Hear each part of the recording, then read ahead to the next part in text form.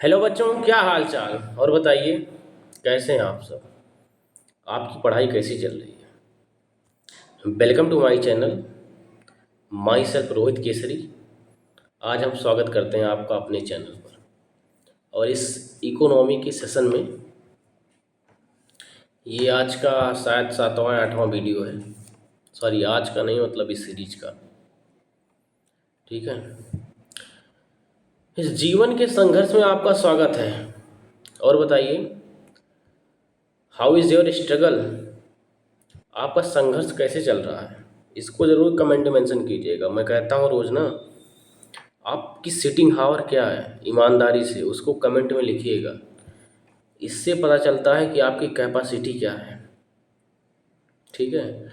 और आपकी हेल्थ कैसी है, इसको भी मेंशन कर दीजिएगा। इससे हमको थोड़ा आराम मिलेगा, तसल्ली मिलेगी दिल को कि हमारे जो व्यूअर्स हैं, जो हमको वॉच कर रहे हैं, देख रहे हैं, फिट और हेल्दी हैं। ठीक है। तो today's topic is core inflation. इस इकोनॉमी की सीरीज में आज हम कोर इन्फ्लेशन पे पहुंचे हैं। इसको बेहतरीन तरीके से पढ़ेंगे और समझेंगे कि कोर इन्फ्लेशन होता क्या है और ये काम कैसे करता है। ठीक है। और ये आपके जीवन में किस प्रकार से उपयोगी है, इसको आप अपने जीवन में इस्तेमाल कैसे कर सकते हैं, इस कोर इन्फ्लेशन को।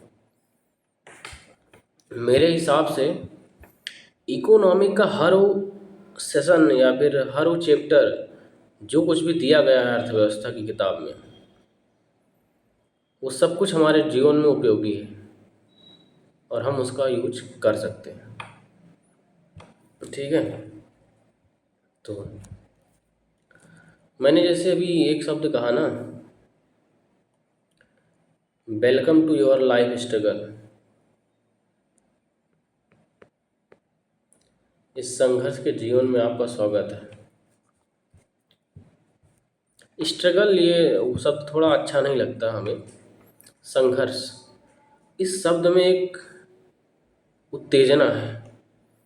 ठीक है, एक ताकत सी महसूस होती है। ये हर इंसान के जीवन में आना तय है। संघर्ष, चाहे तुम ईश्वर ही क्यों न हो और इस धरती पे अवतार ले लिए हो, तुम्हारे जीवन में संघर्ष तो आएगा ही और ये नियमित है। ये भी समझ लो, अगर जीवन में तुम्हारे ये आ नहीं रहा है, तुम्हारा जीवन बेकार है। या तो तुम्हारे जीवन का लक्ष्य बड़ा नहीं है, या तो तुम आलसी और हरामखोर हो। दो ही चीज़ है, जो है सीधा स्पष्ट है। ठीक है। तो अगर अभी स्ट्रगल है नहीं, संघर्ष है नहीं तुम्हारे जीवन में, तो इसको ले आओ। ठीक है, ले आओ। अगर प्रकृति लेके आती है तो बेटा इतनी तकलीफ होगी ना कि संसार के सारे सुख और सारे दुख तुम पे हावी होने लगेंगे। बात समझ में आई? तो इसीलिए उठ जाओ, जाग जाओ और इस स्ट्रगल को अपनाओ। ताकतवर बनो यार। ठीक है, दिमाग से भी और शरीर से भी। दो ही ताकत तो हैं जो इस संसार पे राज कर रही हैं, एक फिजिकल और एक मेंटल, मानसिक और शारीरिक शक्तियाँ ना। तो और कुछ नहीं इस संसार में, बस दो चीज़ों से ताकतवर हो जाओ, उसके बाद तुम भी राज करने लगोगे इस संसार में। ठीक है। अपने सेशन को स्टार्ट करते हैं हम। Core inflation.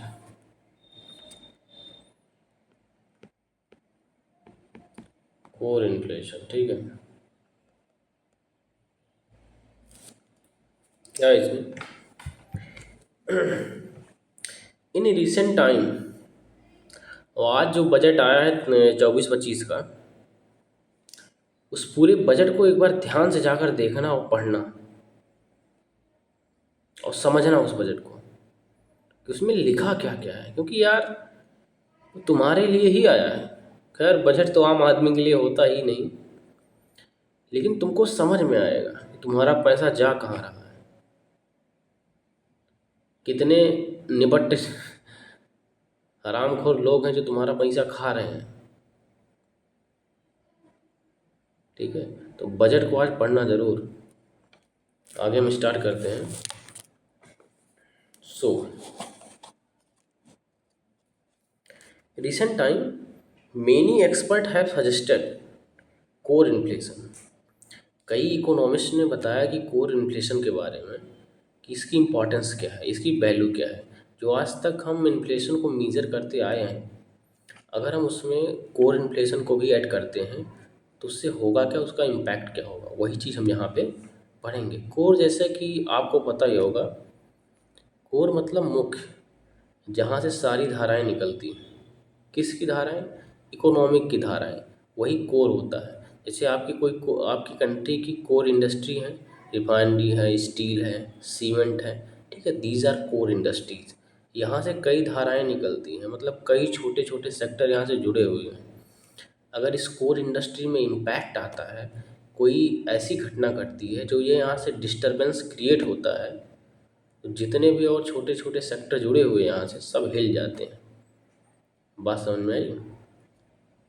इसे कहने का तात्पर्य है, अगर सेंटर, ठीक है, सेंटर में अगर कोई प्रॉब्लम आती है तो जितने भी राज्य हिल जाते हैं ना, तो बस सेम लॉजिक है।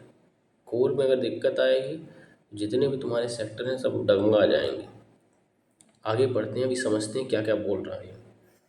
Inflation in the price index excluding, ये कोर इन्फ्लेशन की बात कर रहा है। At inflation in the price index excluding food, fuel and other volatile component as the better measure of inflation for monetary policy purpose. यहाँ कह रहा है ना, कोर इन्फ्लेशन में प्राइस इंडेक्स से फूड, फ्यूल और अदर जो वॉलेटाइल कंपोनेंट है उसको एक्सक्लूड करने की बात कर रहा है। As the better measure of inflation of monetary policy, इस प्रोसेस से हम मॉनेटरी पॉलिसी और इन्फ्लेशन को बेटर तरीके से मेजर कर सकते हैं और मॉनेटरी पॉलिसी को बेटर तरीके से मैनेज कर सकते हैं। ओके, आगे है, it means monetary policy anchor, मतलब इसी प्रक्रिया को हम मॉनेटरी पॉलिसी एंकर बोलते हैं इंग्लिश की भाषा में। This belief is based on fact that food and fuel price, ठीक, food and fuel price shocks are transitory besides being supply driven and therefore not a monetary phenomenon. देखो, जो food और fuel होते हैं ना, ये एक्चुअली में volatile component होते हैं। मान लो किसी क्षेत्र में बारिश कम हुई, अभी टमाटर वाला क्राइसिस हुआ था ना, तो टमाटर का प्रोडक्शन कम हुआ, ठीक है, जिसके कारण से किसी पर्टिकुलर एरिया में उसकी डिमांड बहुत पीक पे चली गई। डिमांड पीक होने के कारण वहाँ पे प्राइसेस ऑटोमेटिक बढ़ने लगे। बट किसी पर्टिकुलर एरिया में टमाटर अवेलेबल हाई अमाउंट में, वहाँ पे प्राइसेस लो हैं, तो दिस शोइंग द वॉलेटिलिटी। ठीक है, लाइक एज फ्यूल, फ्यूल मान लो आ रहा है 80 रुपये लीटर आ रहा है, अचानक क्या हुआ, बीच में वार छिड़ गई, अटैक हो गया, रसिया यूक्रेन वार हुआ, इजराइल गाजा हमास, ये वाली वार छिड़ गई, तो जहाँ से फ्यूल आ रहा है वहाँ से डिसरप्शन होने लगेगा। अब इसी डिसरप्शन के कारण फ्यूल तुम तक पहुँच नहीं पाएगा। यहाँ वोलेटिलिटी उठी ना, इसीलिए फूड और फ्यूल को वोलेटाइल कहा गया है। आप फूड और फ्यूल लिखिएगा, उसके बाद रीजन उसका लिखिएगा, high this item are volatile. Okay, तब आपको समझ में आएगा। आगे बढ़ते हैं। Some recent studies suggest that targeting core inflation, कुछ स्टडीज ये बताती हैं कि जो टारगेटिंग कोर इन्फ्लेशन है मैक्सिमाइज वेलफेयर। ठीक है, अगर हम कोर इन्फ्लेशन को टारगेट करते हैं, मतलब कोर सेक्टर को टारगेट करते हैं और उस हिसाब से इन्फ्लेशन को मीज़र करते हैं, तो क्या होता है कि जो बड़े बड़े इकोनॉमिस्ट हैं, पॉलिसी मेकर हैं, वो बताते हैं कि जब हम इस प्रकार प्रक्रिया को करते हैं तो हमें अधिक से अधिक लाभ होता है। ठीक है, इससे हमें घाटा होने की उम्मीद कम होती है। मतलब क्या होता है घाटा उम्मीद से, मतलब कि इन्फ्लेशन जो ड्रेस्टिक चेंज आता है वो नहीं होता है। ठीक है, however these studies consider that markets markets are complete which allow household to insure against the risk of price rise and but as per economic सर्वे सन 2020-21, यहाँ देखना लिखा है ना, however इस प्रकार these studies consider that market are complete which allow household to insure against the risk of price rise, यहाँ क्या बोला, जो अचानक प्राइस राइज हो जाता है उस चीज़ से हम बच सकते हैं जब हम कोर सेक्टर को टारगेट करके इन्फ्लेशन मीजरिंग व्यवस्था को क्या कहते हैं प्रक्रिया में लाते हैं। बात समझ में आई? जब हम कोर इन्फ्लेशन प्रोसेस से चलते हैं इन्फ्लेशन को मेजर करने के लिए, तो जो हाउस होल्ड रिस्क होता है फॉर द प्राइस के लिए, ठीक है, उससे हम बच जाते हैं। समझ में आ गया? आगे बढ़ते हैं। In case of developing economies के केस में there are two deviation as market here not complete. दो डेविएशन निकल के आते हैं, मतलब लोगों ने जब उसको एनालिसिस किया तो वहाँ से दो चीज़ें और एक्स्ट्रा निकल आई जो बताता है कि here market is not complete. क्या रीज़न है उसका? इनएबिलिटी ऑफ एजेंट की inability to smooth their life time consumption. Inability of agent to smooth their life time consumption. देखो इसको इस तरह समझो कि कोई भी प्रक्रिया जीवन में हमेशा के लिए नहीं होती है, ठीक है। अगर किसी क्षेत्र में क्या कहते हैं कोई भी क्रॉप कोई भी प्रोडक्शन कंटिन्यू मोड में हो रहा है, ठीक है, बेटर फॉर्म में हो रहा है, तो इसका मतलब ये नहीं है कि वो आजीवन हमेशा जो है एक बेटर फॉर्म में ही क्या कहते हैं रिजल्ट आउटपुट हमको देगा। इस तरह नहीं हो सकता, ठीक है। तो वो यही यही प्रक्रिया यहाँ पे बता रहा है। तो उस चीज़ को मेंटेन करने के लिए हमको ये प्रक्रिया इन्फ्लेशन को टारगेट करना पड़ता है।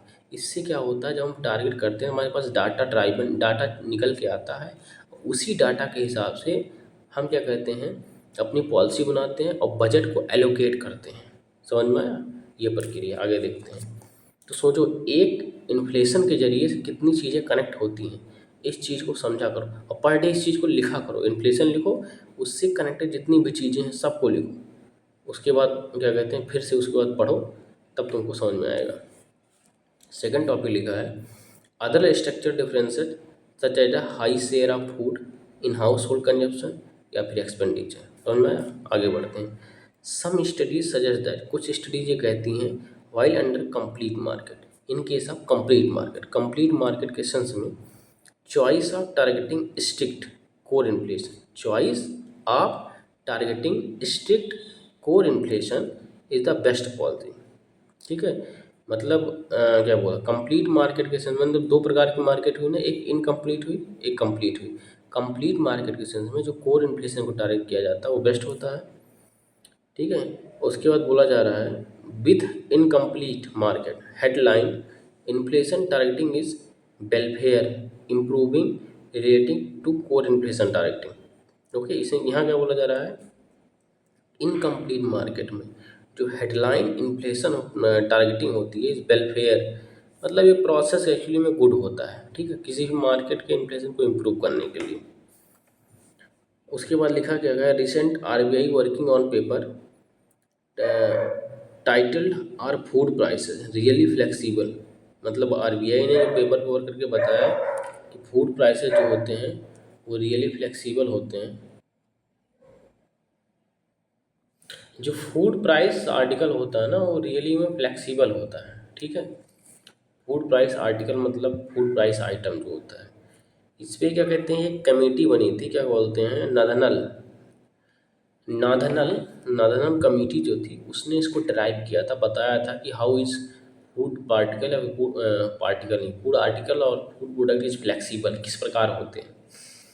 आगे क्या है, analyse weekly price data on the 45 food item. सन 2020 में क्या होता था, इसको वीकली पर डाटा जो एनालाइज किया जाता था 45 food item in the India period of सन 2005 से 18 using the data collected by directorate of economic and static ministry of agriculture and farmer welfare. कौन डाटा कलेक्ट करता था सन 2005 से 18 तक 45 food item in the India, ठीक है।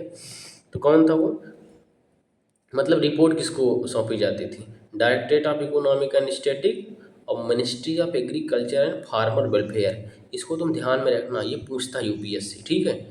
और पेपर का फाइन करता है हेट्रोजेनिटी इन द, हेट्रोजेनिटी मतलब होता है विविधता, ठीक है, विविधता मतलब वैरायटी मतलब मतलब changing, okay.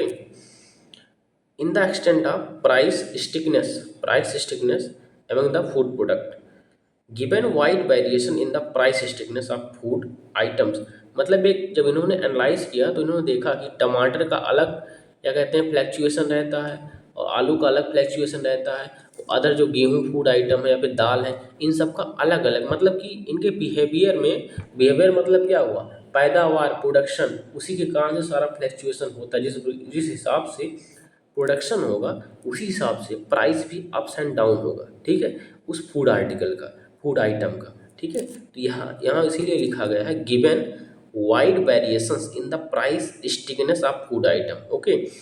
Paper suggests that it is important to pay attention to the sticky component of food inflation in addition to the core inflation, okay।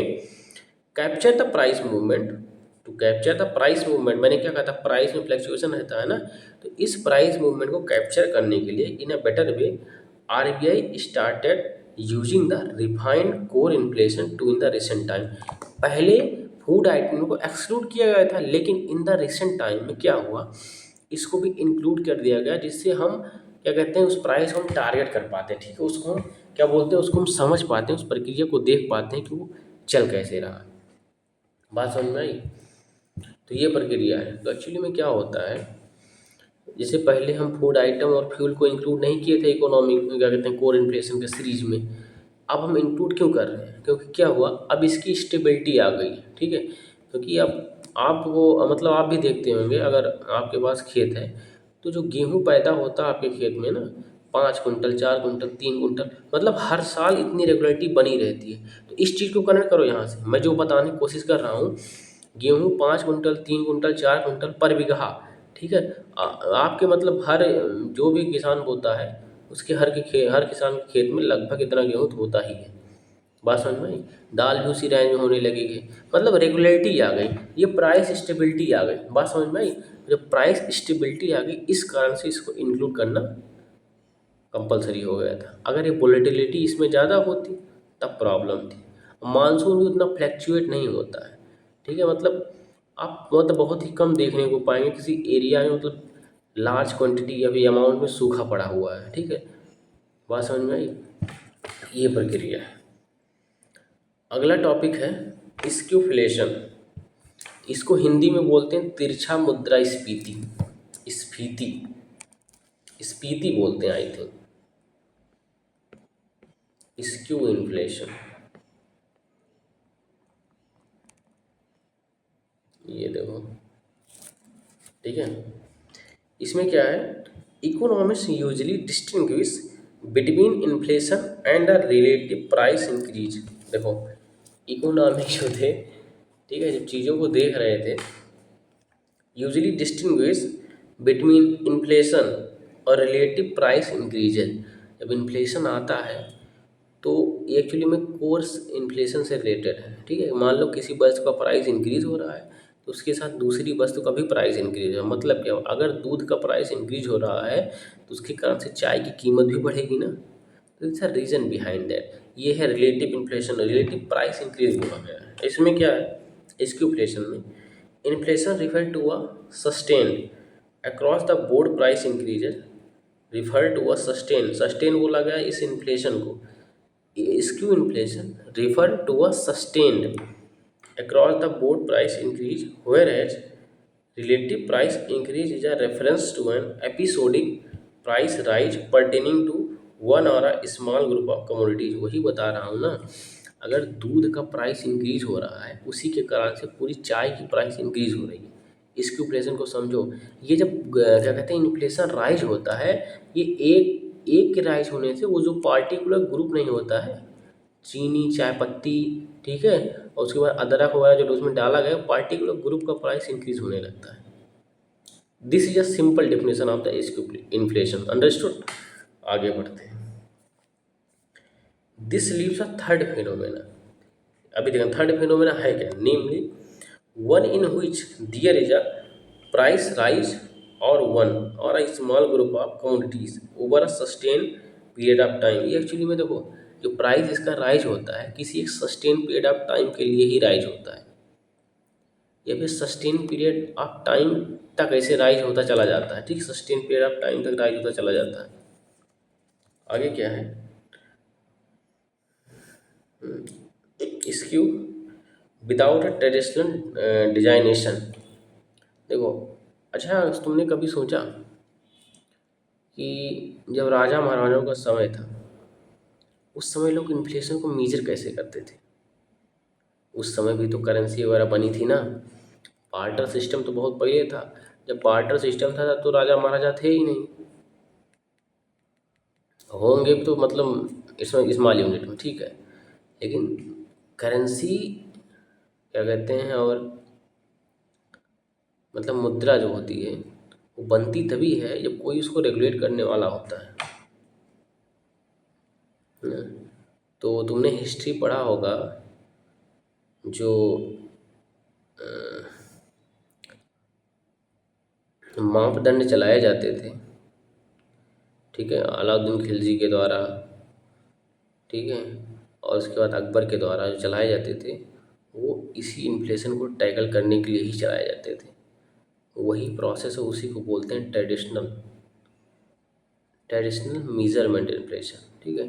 तो उससे निकल के हम इस लेवल पे हैं, मॉडर्न मेजरमेंट इन्फ्लेशन पे। ओके, आगे बढ़ते हैं।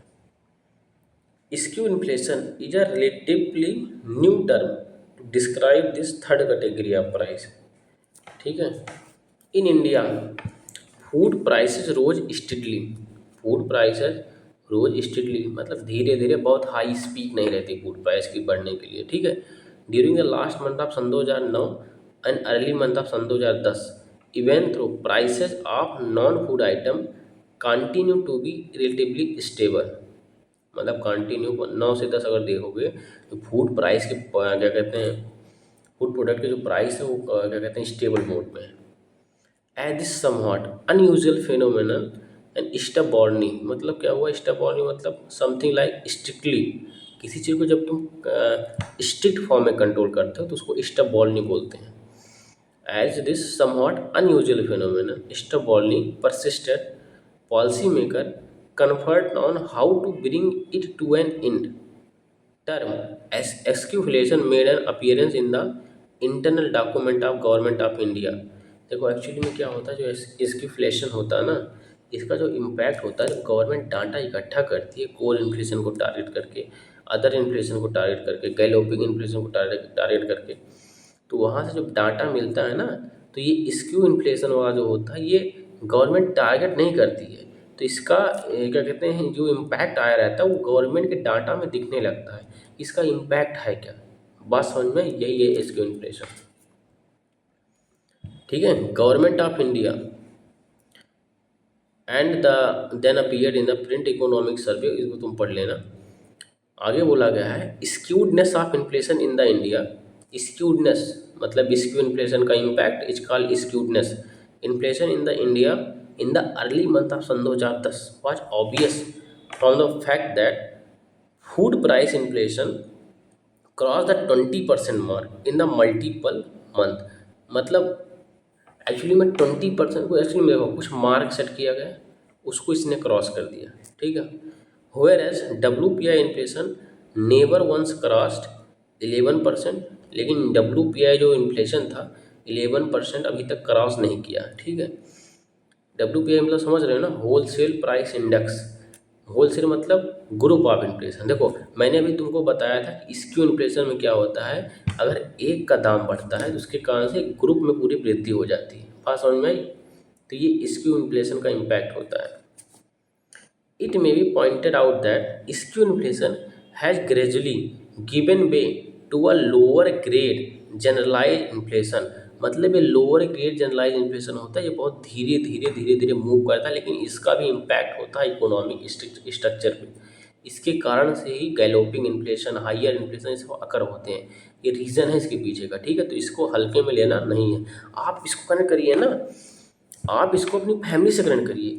कोई ऐसा खर्चा होगा जो धीरे धीरे धीरे धीरे स्लोली होता रहेगा, लेकिन आपको पता नहीं चलता क्योंकि आप उस पर कमिटी बैठाते नहीं हैं, ठीक है। लेकिन वो अचानक क्या होता है, अचानक बढ़ जाता है, तब आपको पता चलता, या फिर जब आप देखते हैं उसको ध्यान से तो आपको पता चलता नहीं ये तो खर्चा अलग से हो रहा है, मुझको पता नहीं चल रहा है ये पैसा मेरा जा कहाँ रहा है।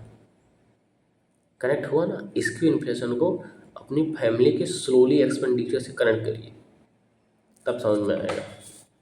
आगे बढ़ते हैं। जनरलाइज इन्फ्लेशन लोअर ग्रेड, ठीक है। With the economy in the middle of सन 2011 में ये हुआ था at around 9%, with food and non food price increase रफली एट द सेम लेवल। सन 2011 में 9% था, ये इसकी इन्फ्लेशन की बात हो रही है। फूड प्राइसेज और नॉन फूड जो प्रोडक्ट थे दोनों लगभग 9% के आसपास जो कि फ्लैक्चुएट हुए थे, ठीक है। तो इस इन्फ्लेशन को आप उससे कनेक्ट करिए, अपने घर क्या कहते हैं इकोनॉमिक व्यवस्था से कनेक्ट करिए, ठीक है, तब ये प्रक्रिया आपको समझ में आएगी। तो ठीक है, आगे बढ़ते हैं। जीडीपी डिफ्लेटर टॉपिक तो खैर ठीक है, इसमें कुछ ज़्यादा है नहीं जीडीपी डिफ्लेटर में, लेकिन इसको पढ़ के बताते हैं आपको। मैं एवरी टॉपिक इस पर डिस्कस करूँगा, ठीक है। इस इन्फ्लेशन में किताब में जितने भी टॉपिक हैं सब टॉपिक में पढ़ाऊँगा और बेहतरीन तरीके से पढ़ाऊँगा, ठीक। एक बार दो बार आप इसको रिपीट करिएगा वीडियो को देख के, माइंड आपका खुल जाएगा पूरा चाणक्य की तरह, ठीक है। आगे बढ़ते हैं। This is the ratio of GDP at current prices to, GDP deflator की बात हो रही है, एक मिनट को लिख देते हैं। जीडीपी, ठीक है, बी नहीं है, जीडीपी है, डिफ्लेटर। आज ब्लैक स्क्रीन है, मस्त लिखा रहा है। This is the ratio of GDP at current prices to, मतलब क्या हुआ इसको पढ़ो, चुपचाप बोलते हैं। जीडीपी डिफ्लेटर बराबर क्या होता है, GDP at current price, GDP जो करंट प्राइस में है उसको डिवाइड कर दो जीडीपी एट कांस्टेंट प्राइस से, उसके बाद गुणा 100 कर दो।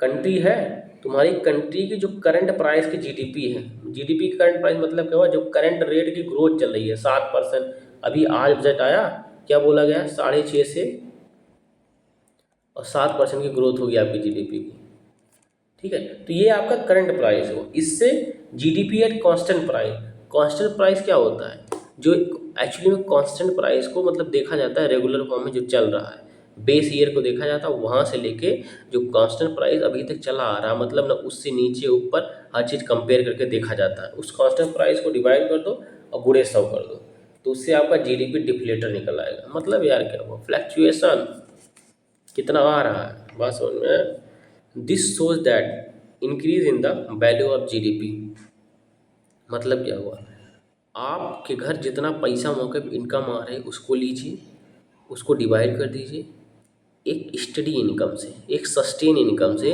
जो इनकम आपको ये बेस ईयर पकड़ लीजिए, मतलब ठीक है, जब से आप समझदार हुए हैं, ठीक है, जब से आपके घर की स्थिति सुधरी है, वो बेस ईयर पकड़िए, उस बेस ईयर से कनेक्ट करिए कि अब तक जो है स्टडी इनकम, एवरेज इसको बोलते हैं, एवरेज का जो कि चली आ रही है, उससे इसको डिवाइड कर दिया और पूरे 100 कर दीजिए, तो पता चल जाएगा कि आपके घर की इनकम में कितने अप्स और डाउन हैं, कितने फ्लैक्चुएशन हैं। तो इसका उपयोग कहाँ करेंगे जीडीपी डिफ्लेटर का, अपने घर में, तो पता चलेगा ना जीडीपी में कितना उतार चढ़ाव है, उसी हिसाब से आप जीडीपी को कंट्रोल कर पाएंगे, उसी हिसाब से तो अपने घर की आय को नियंत्रण कर पाओगे। इसका मतलब ये है, समझ में आया। आगे बढ़ते हैं। This shows the increase in the value of GDP due to increase in the inflation, GDP की वैल्यू में इंक्रीज तभी होगा क्योंकि जीडीपी के जो इन्फ्लेशन है जब इंक्रीज होगा। Between the period minus base year, base year क्या होता है, it means the year of constant prices, मैंने क्या कहा, constant prices is equal to base year and the current year. This is why it is used as measure of inflation. Deflator, it is used as measure of inflation. ठीक है, तो ये प्रक्रिया होती है। आगे क्या है, countries uses inflation indices to measure inflation, these indices are not able to capture all goods and services produced by them.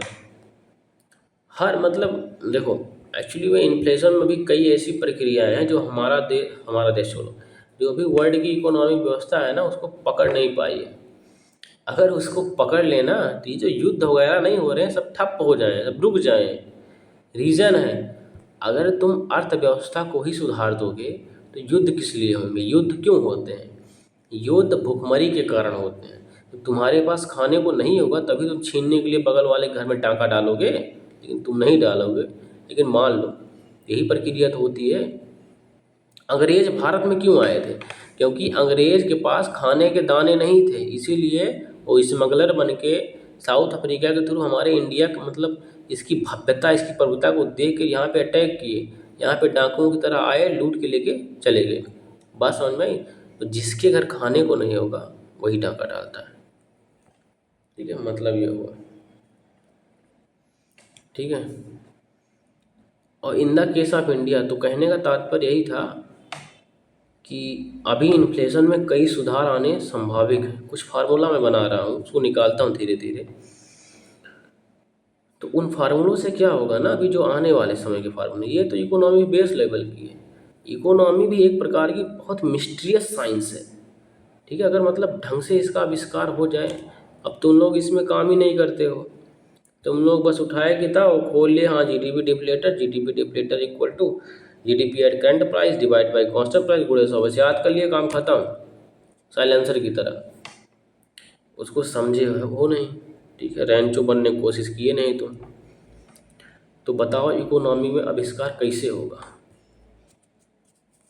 Economy के अंदर ऐसी ऐसी व्यवस्थाएं अगर तुम ढंग से पढ़ लो ना, तो तुमको इतना झेलने की जरूरत ही ना पड़े। तुम्हारा घर जो है ना, बस इसी किताब को ढंग से पढ़ने से चलने लगेगा। तुम कहोगे मास्टर पागल है, नहीं, इट्स रियली यही सत्यता है। बात समझ में आई? तो इस चीज़ को इस तरह कनेक्ट करके पढ़ो कि अगर मुझे ये इकोनॉमी आने लगा तो अपने जीवन के संभावित जो झटके लगने वाले हैं उससे मैं छुटकारा पा जाऊंगा।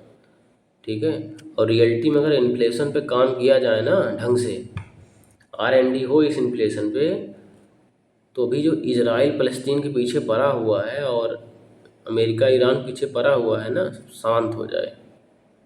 कनेक्ट करना ये कैसे हो सकता है? ठीक है, ये जियो पॉलिटिक्स का बहुत बड़ा रहस्य है, अर्थव्यवस्था।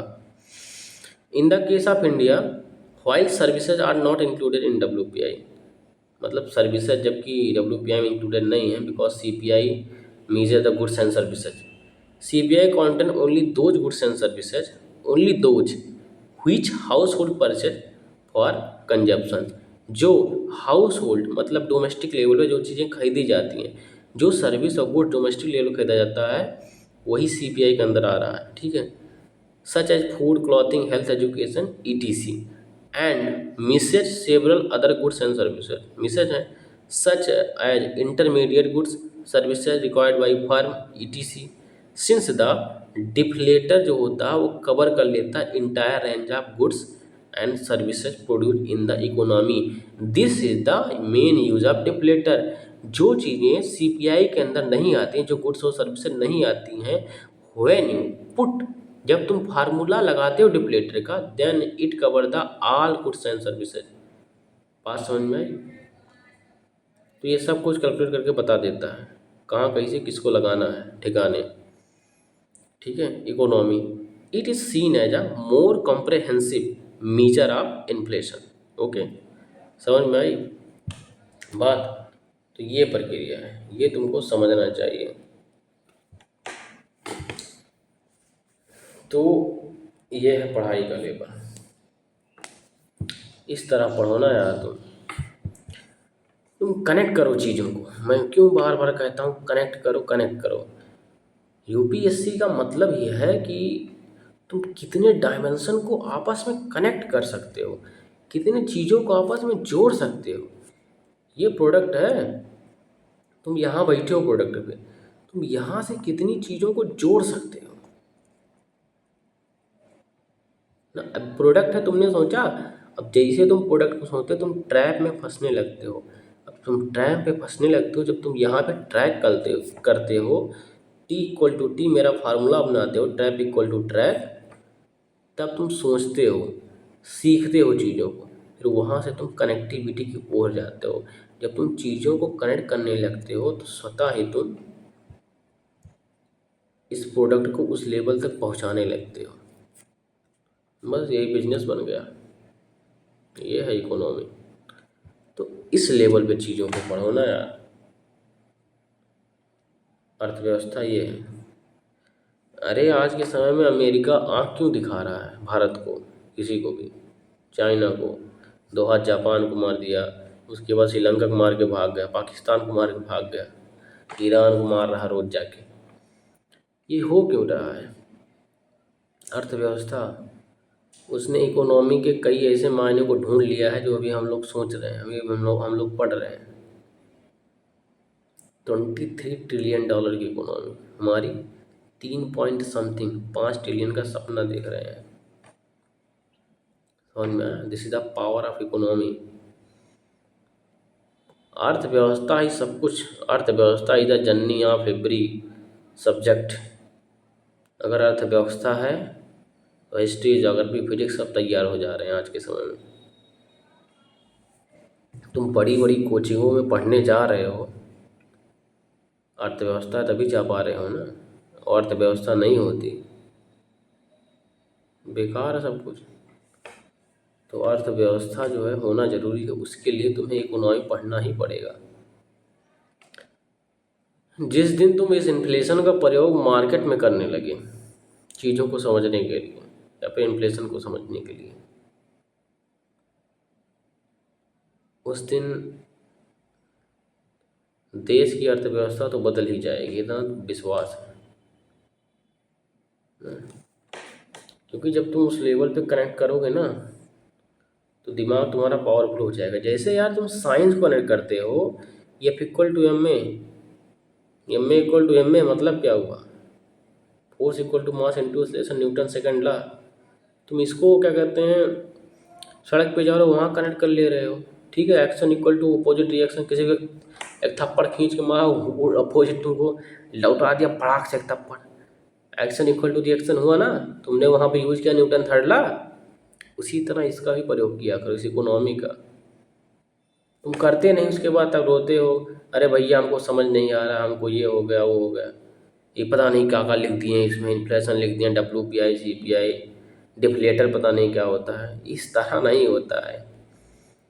जब तुम चीज़ों को कनेक्ट करोगे उसके बाद गरिया होगे मास्टरवा को, भैया मास्टरवा ऐसे समझा नहीं पा रहा हमको, ऐसे नहीं होता है। तुम किसी भी चीज़ को पढ़ो, वहाँ पे डाउन लेवल पे जाओ, उसको कनेक्ट करो, क्योंकि जितनी भी इकोनॉमी बनी है सब नीचे से ऊपर जा रही है। ग्रोथ नीचे से ऊपर ही तो होती है कि ऊपर से डायरेक्ट ऊपर होती है? ग्रोथ जो है यहीं से तो होगी, ये यहाँ से हो जाएगी, यही तो बेस है। तो जब समझ ना आए तो इसको नीचे जाके कनेक्ट किया करो, तो समझ में आएगा। चाय दुकान बैठते हो जाके 4 घंटा बाकायदी करते हो वहाँ पे, तो वहाँ पे इन सब चीज़ों को कनेक्ट किया करो, डिस्कस किया करो ना यार, तभी बुद्धि खुलेगी। और यही प्रक्रिया है सीखने की, इसके अलावा कुछ नहीं सीखने की। इसी से तुम सीख सकते हो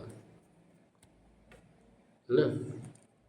और जब तुम इस तरह जब तुम सीखोगे तो बस ठीक है। ये तो इसको ऑप्शनल आराम से ले लो तुम तब। बाकी डिस्कस हम अगले वीडियो में करेंगे। एक वीडियो डालेंगे पर्सनल ना, उसमें बताएंगे कि तुम कनेक्ट करो कैसे। ये तो हम पढ़ाते रहते हैं, थोड़ा बहुत डिस्कस कर लेते हैं, तो उस चीज़ के बारे में बताएंगे आपको, कनेक्ट आप करिए कैसे। जल्दी वीडियो आएगा, ठीक है। बाकी thank you for watching my session. जय हिंद, जय भारत। ध्यान रखिए, मस्त रहिए, स्वस्थ रहिए और ताकतवर बनिए, क्योंकि आप ही हमारे देश के भविष्य हैं।